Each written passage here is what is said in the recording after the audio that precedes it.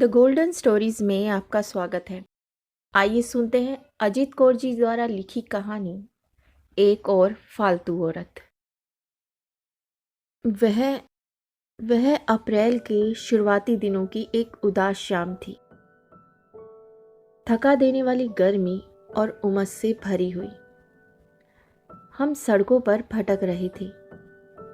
कुछ देर हम जनपद होटल के कॉफ़ी लॉन्ज में बैठे रहे थे। धीरे धीरे, बहुत ही धीरे, कॉफ़ी के 3-3 प्याले खत्म किए थे हमने। न जाने कितना ज़माना उन 3 प्यालों के घूंटों के बीच में से फिसलता रेंगता हुआ गुजर गया था। शेष बची थी एक कड़वाहट और खालीपन। दूसरा कप ओमा यानी ओम प्रकाश ने केतली में से उड़ेला था। कॉफ़ी का थोड़ा सा खाली प्याला भरकर जब वह उसमें दूध डालने लगा तो मैंने कहा, नहीं, दूध नहीं।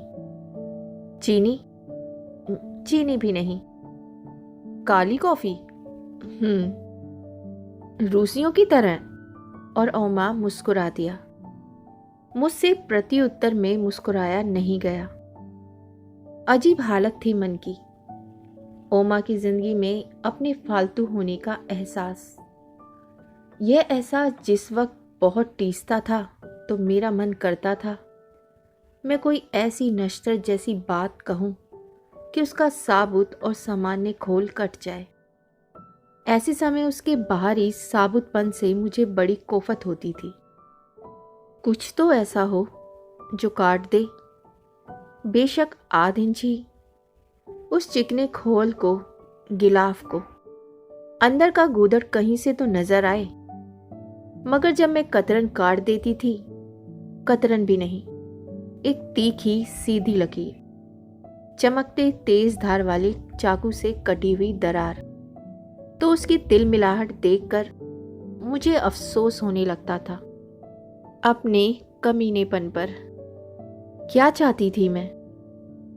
शायद कोई बहुत ही मासूम चीज, जैसे एक मोहब्बत की गर्माहट से भरा घर, उसके किसी कमरे की प्राइवेसी में मैं, और अपनत्व में ओमा की छाती पर सिर रखकर बैठी हुई मैं, और किताबें, म्यूजिक और शायद कुछ और भी।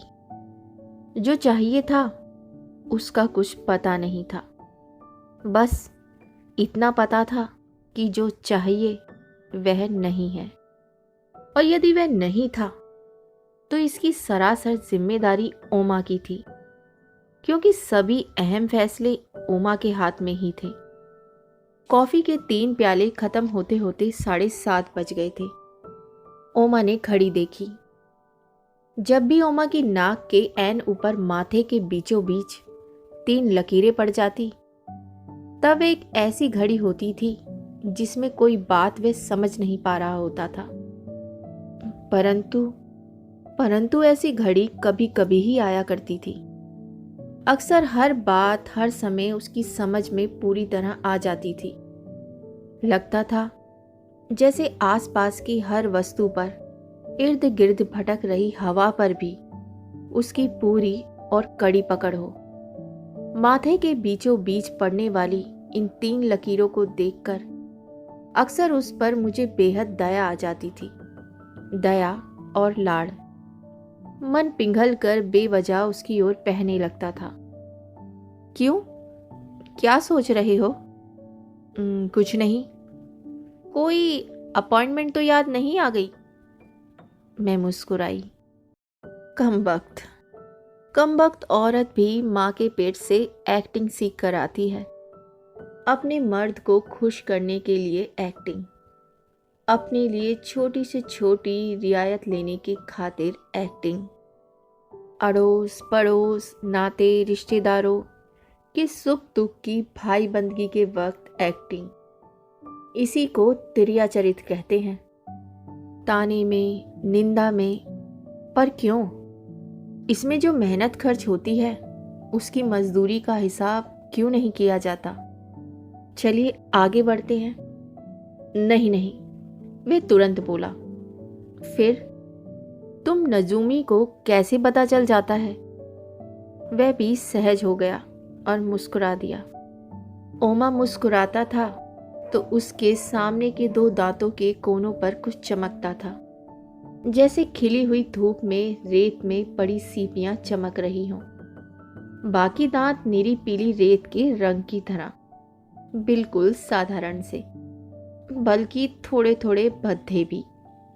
लेकिन आगे के दोनों दांतों के कोने चांदी के रंगे से, जैसे सीपियों के भीतरी पेट का रंग।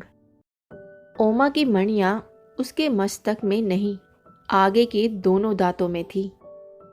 मुझे रिझाने के लिए ओमा को मोर की भांति नाचने की जरूरत नहीं थी। बस एक मुस्कुराहट में अगले दोनों दांतों की मणियां को चमकाने की देर होती थी कि मेरा सारा जिस्म मोमबत्ती की तरह पिघलने लग जाता था। नजूमी नहीं, अंतर्यामी। हाँ बाबा, अंतर्यामी। फिर बताओ, क्या सोच रहे थे? इस अंतर्यामी बाबा से कुछ न छिपाना। यही कि 7:30 बज गए हैं, पिक्चरें भी शुरू हो गई हैं और प्ले भी। अब कहाँ चला जाए? एक काला बादल सुदूर आकाश पर दिखाई दिया। एक बार बिजली भी कौंधती हुई चमकी, गुस्से की, इल्जाम की, बेसहारेपन की। इस मर्द ने मेरे साथ मिलकर एक घर बनाने की बजाय मुझे जिप्सी बना दिया था, खाना बदोश। लेकिन फिर अंदर बैठी एक शाश्वत औरत ने, जो शाश्वत एक्ट्रेस भी होती है, मानो चेतावनी दी, देखना, होशियार। एक मुस्कुराहट को मैंने लिपस्टिक की तरह आहिस्ता से होठों पर मला। जगह तो है एक शहजादे आलम, जान की खैर पाऊं तो अर्ज करूं। बोलो जी। वह हंसा। जहन्नुम में जाया जाए तो कैसा रहे? ठीक है, चलते हैं। करीब से गुजर रहे वेटर से उसने बिल मंगवाया, पैसे दिए जैसा कि उसकी आदत है। बिल वापस लिया और हम उठकर बाहर आ गए। साथ ही एक सवाल भी हमारे साथ उठकर बाहर आ गया कि शेष बची शाम कहाँ गुजारी जाए। टैक्सी के पास रुककर उसने पूछा, राणो के घर चलें? तुमने तो बताया था कि एमपी वाली कोठी वह छोड़ रहे हैं। हाँ, कालू विलायत प्रस्थान करने से पहले उसे नए मकान में शिफ्ट कर गया था। मेरे पास पता है। कालू यानी ओमा का दोस्त। वैसे नाम तो कुछ और था, जैसा कि दादियाँ नानियाँ अपनी आत्मा के कल्याण के लिए प्राय रख दिया करती हैं। सभी दोस्त उसको कालू ही कहकर पुकारते थे। ठीक है, चलो, मैंने कहा। जानती थी कि इस शाम की किस्मत में कत्ल होना ही लिखा है, फिर बहस से भी क्या फायदा। एक बड़े से बंगले के आगे टैक्सी रुक गई। कोई सरकारी बंगला ही था। गेट के अंदर घुसकर हम बंगले की बगल से होते हुए पिछवाड़े पहुंच गए। एक बेहद वीरान सा लॉन था, जिसकी घास समय से पहले ही बूढ़ी हो गई थी। लॉन के दूसरी तरफ एक कोने में एक बहुत बड़ा पेड़ था, जिसकी टहनियों में घना अंधेरा छुपकर बैठा प्रतीत होता था। बड़ा मनहूस लग रहा था वह पेड़ और उजाड़ सा लॉन। पिछवाड़े के एक दरवाजे पर दस्तक दी। दरवाजा राणो ने खोला। आइए, आज कैसे रास्ता भूल गए इधर? नहीं, रास्ता तो नहीं भूले, खास तौर पर आए हैं तुम्हारा हाल चाल जानने।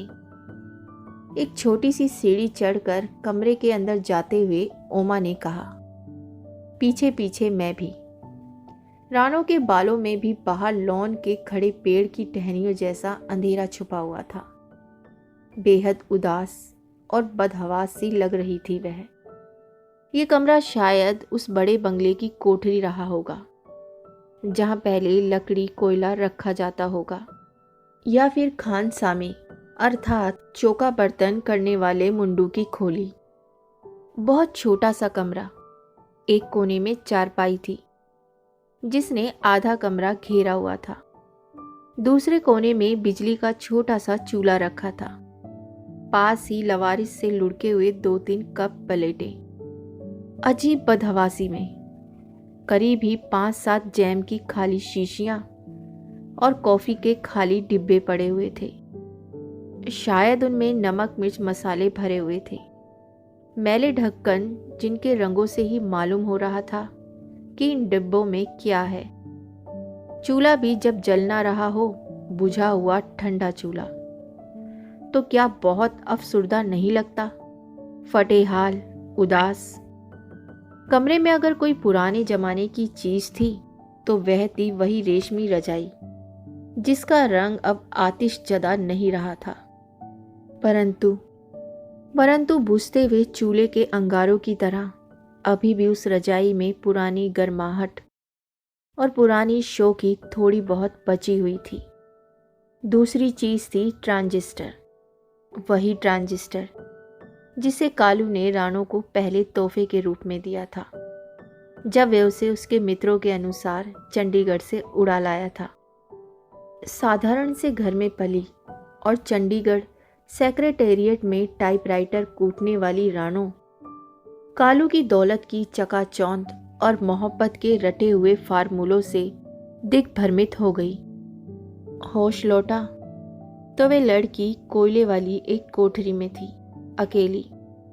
कालू अपनी बीवी को विलायत की सैर कराने ले गया था, रिश्वत के तौर पर। एक औरत जिसका नाम बीवी होता है, जब उसका मर्द उससे कुछ चुराता है तो उससे रिश्वत देता है।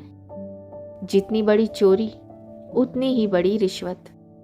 लेकिन दूसरी औरत जो फालतू होती है, रखैल, उसे सिर्फ रोटी और कपड़े कहने देकर बहलाया जा सकता है। अगर फालतू औरत उस मर्द की मोहब्बत में गिरफ्तार हो जाए तो उसे खुदा भी नहीं बचा सकता। हमारे अंदर आ जाने से या तो कमरा सिकुड़ गया था या फिर उसके अंदर की हवा 3 व्यक्तियों के लिए पर्याप्त नहीं थी। कुछ था जो घुटन पैदा कर रहा था, कुछ था जो सांस को भारी कर रहा था, भारी और खुरदरा।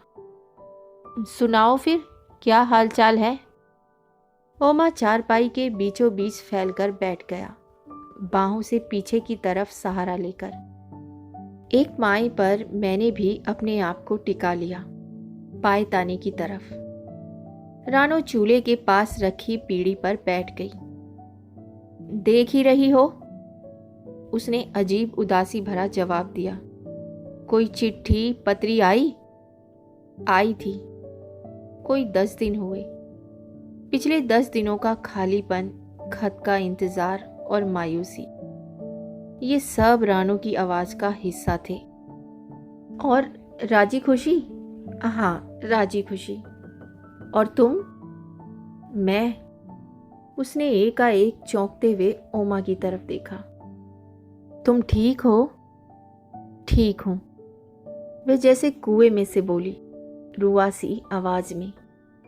कुछ देर तक पूरे कमरे में खामोशी पसरी रही, ऐसी खामोशी जो श्या रात में चीखते हुए सायरन की आवाज के बाद फिजा में लटक जाती है, और हर वक्त एक खतरा भी हवा में लटका रहता है उसके साथ, और कान अगली आवाज सुनने के लिए अंधेरे में एंटीना उठाकर खड़े रहते हैं, शायद फटते हुए बम की आवाज सुनने की खातिर।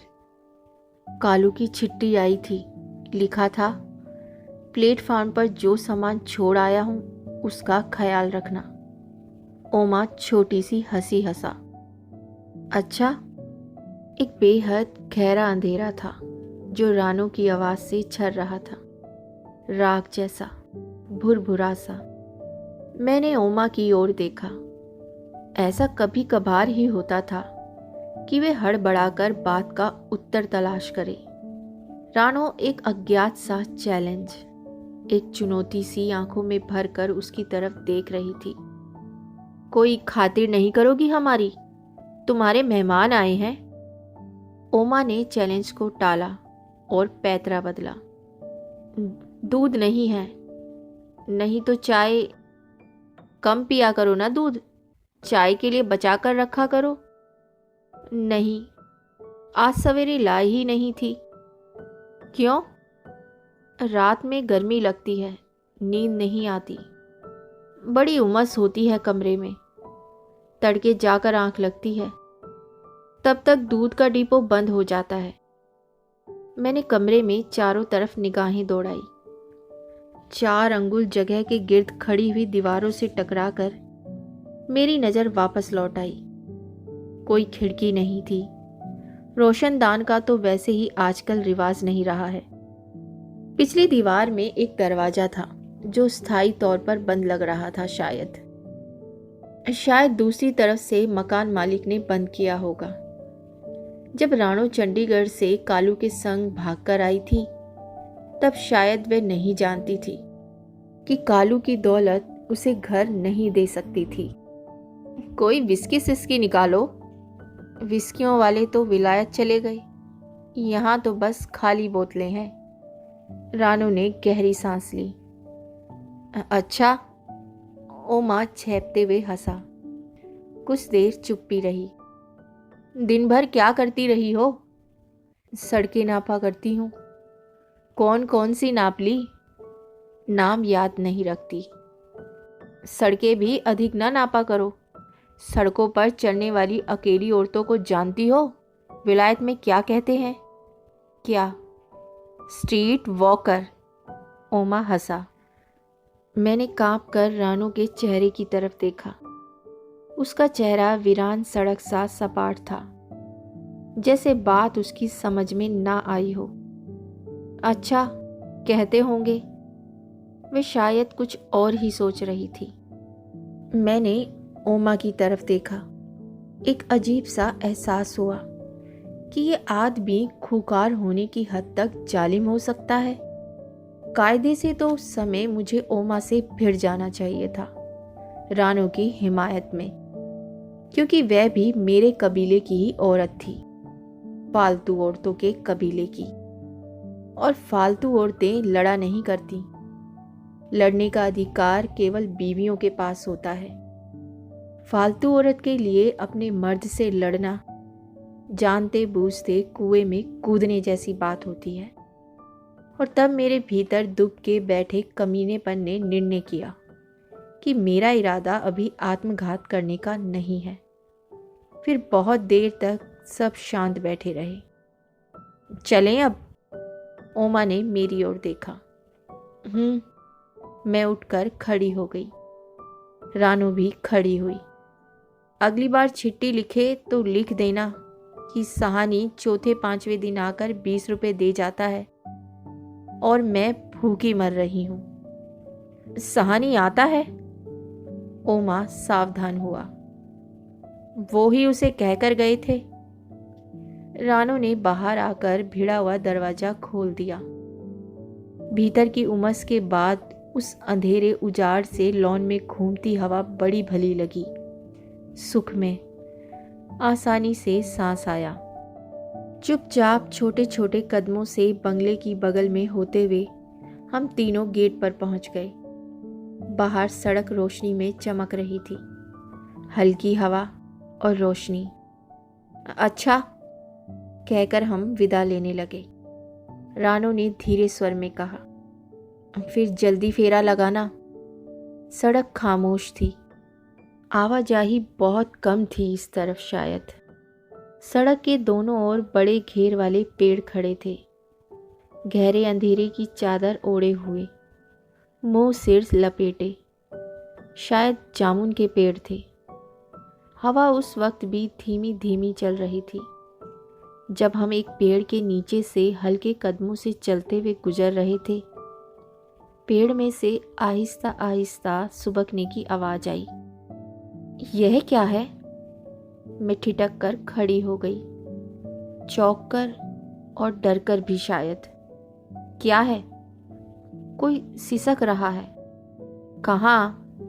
ओमा ने पूछा। कहीं नहीं। मैं चल पड़ी। तो आप सुन रहे थे अजीत कौर जी की लिखी कहानी एक और फालतू औरत। तो इसी के साथ मैं आपसे विदा लेती हूँ और बहुत जल्द मिलती हूँ एक नई कहानी के साथ। तब तक के लिए अलविदा।